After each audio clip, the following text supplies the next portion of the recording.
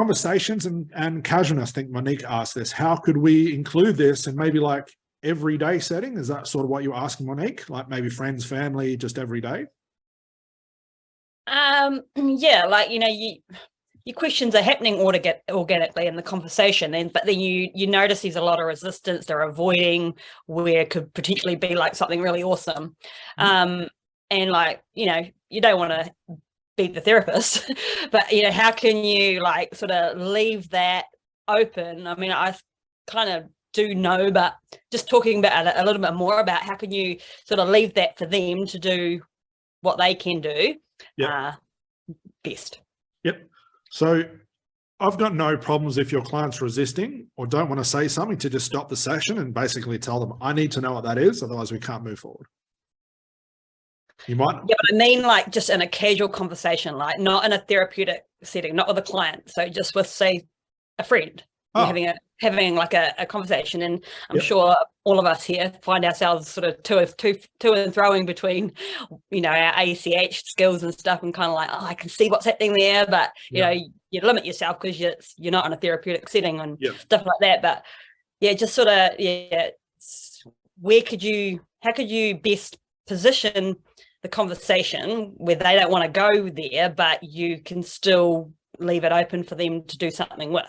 Yep. So there's a couple of parts to this. So if I'm using this in an everyday setting, I tend to listen to people more rather than talk.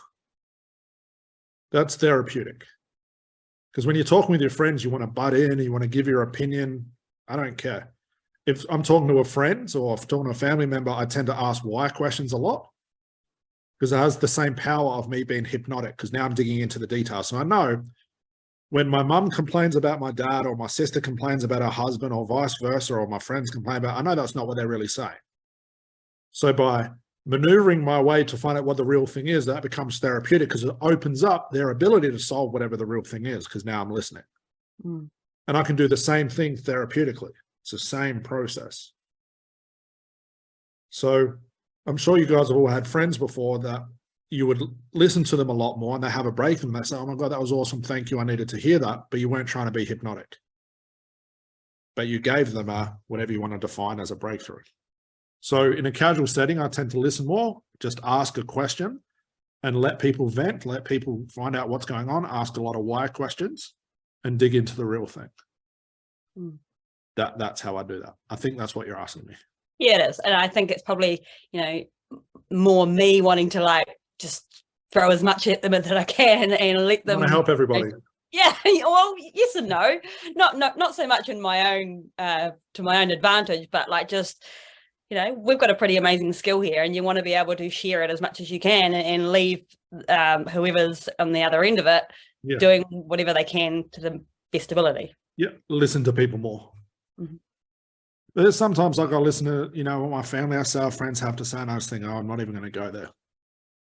It doesn't matter what I do or what I say, you're going to be stuck in that. That's fine. Yeah, definitely. Okay. But as far as just a casual hypnotic conversation, listen more, ask more questions, look at them while you're talking to them, just let people vent.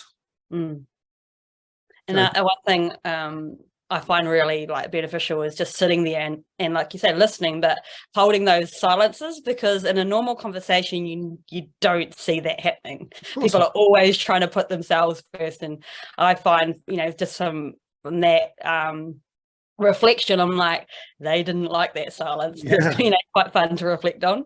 Yeah. You notice if you ever people watch and listen to people talk to each other, they butt in, they talk over the top of each other, they give their opinions.